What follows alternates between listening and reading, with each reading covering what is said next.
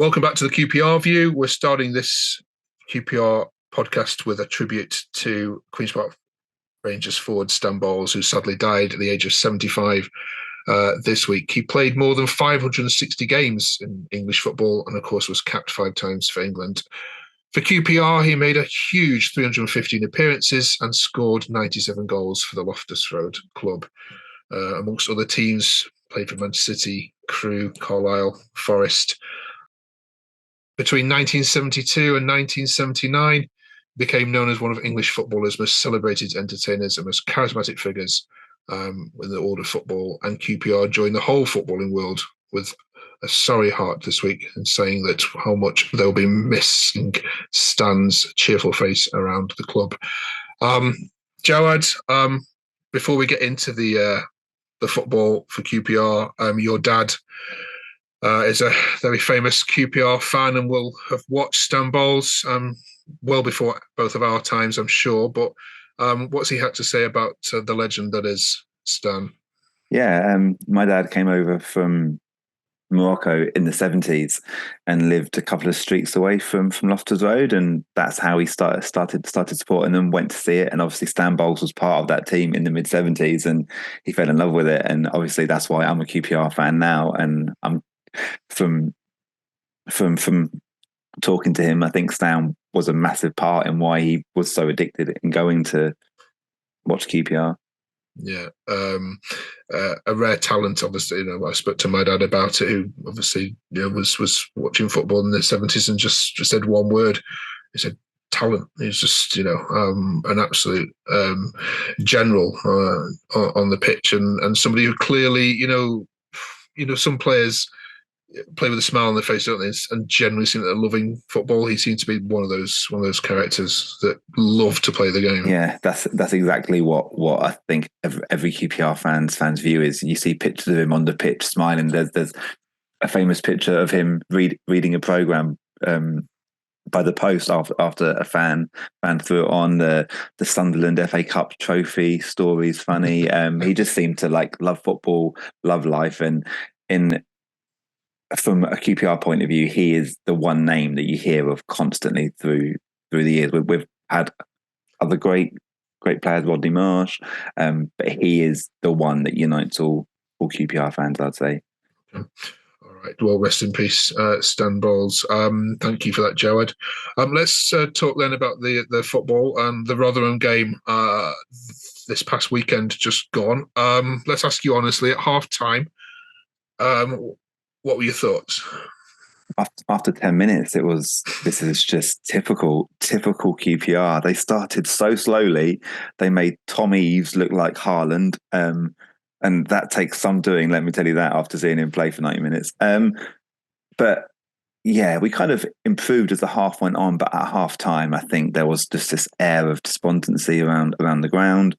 I think everybody knew substitutions had to be made at half time, and I've got to say I'm not sure many people would have made the 2 subs that Marty made, and he got it spot on again. And we came out, much more energised on the improved massively. You must have. We think we spoke about last week. Rotherham hadn't won away all season. The last place they won was at your place. You must have thought, this is not happening. This is just going to happen again. Yeah, and I think when they got relegated from the Championship before, they won 1 away game all season, and that was at Loftus Road. And I think I literally think there wasn't a soul in the stadium that kind of thought, oh, history repeating itself here. And I think Marty's subs at halftime completely changed it. Paul Smith coming on again. I think if you had asked most fans, most would have bought on Lucas Anderson at halftime and not Smith. But actually, that pace, that outlet, his goal was excellent. Yeah. Okay. The club aren't saying too much about Ilias Chair. On this podcast, we've asked a lot of fans who's going down, and lots of fans have said, well, it all depends on what happens at QPR. They firmly believe that if you don't have his resources, then potentially you would go down. If you are unable to play Chair for the remainder of the season for whatever portion, how big of an impact do you think that might have on your survival chances? he's our key player. Obviously, no one really knows what the story is. I think the incident happened 4 years ago. I think I'm right in saying the person came forward, I think, after he saw Ilias play at the World Cup. So I think if he's not available, it has a huge impact on us. However, Chris Willock's performance at the weekend was the best he's played in probably 18 months. Lucas Anderson was sub it, and the performances he's shown he's got that extra bit of quality going forward. But yeah, I think it would be a disaster if he wasn't available. Yeah. We won't speculate any further on that because it sounds a very difficult position for everyone involved at the club. Colback, Dunn, Smith, all superb. Yeah, I'm hearing huge performance by Colback in particular. Yeah, I thought Colback was outstanding second half, a real driving force, and the only downside is that he got his 10th booking of the season, and now he's out for 2 games. However, we do have a little bit of cover in there now. Sanfield will just come back in, but yeah, it's the kind of performance that we expected from Colback, and we've seen glimpses of it. But I thought second half he was outstanding. Jimmy Dunn at right back again, playing out of position, beating players on the right wing, not something we've seen before from him. But yeah, that seems like a masterstroke from Marty again. Yeah, I mean, you could argue that was he told to go and get his 10th booking, so he misses Leicester and West Brom, 2 games that you might not have a chance in anyway. Just being skeptical. Yeah, and I think he was rested last weekend, so obviously he's got a couple of options in there now, and like you say, there's more winnable games coming up afterwards. And I would have thought with 3 games in a week again, I don't think he would have played all 3 anyway. Yeah. All right, you head into March now, and we've highlighted how difficult this month is. This is probably your difficult run of fixtures. You've got Leicester, which we'll talk about in a minute. Then the baggies come midweek, and then Middlesbrough, who are better away from home, a trip to Sunderland, and then Birmingham, who are improving. So I can't see many points from this month. Can you?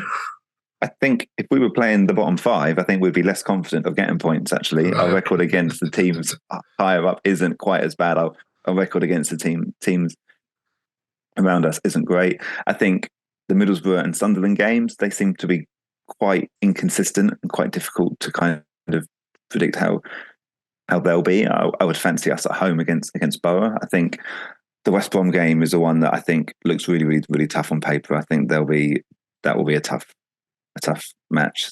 The Leicester game at the weekend is kind of a free hit. I think we've got the kind of players that will go there and enjoy the space, the freedom that they get. I think we've got the experience at the back to kind of soak up a bit of pressure now as well. So they look tough on paper, but possibly 7 points. I would be quite content with it. Quite optimistic as well. But all right, let's get a prediction then for this weekend.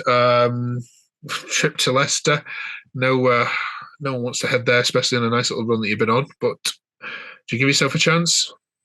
I think we have a chance with the players that we've got. We do have players where one moment of magic can kind of change it. We've got Ilias Chair, Willock, Anderson, who can produce something out of nothing. I would have thought he might go for Sinclair Armstrong up front with a bit of pace. I know that Leicester play a high line.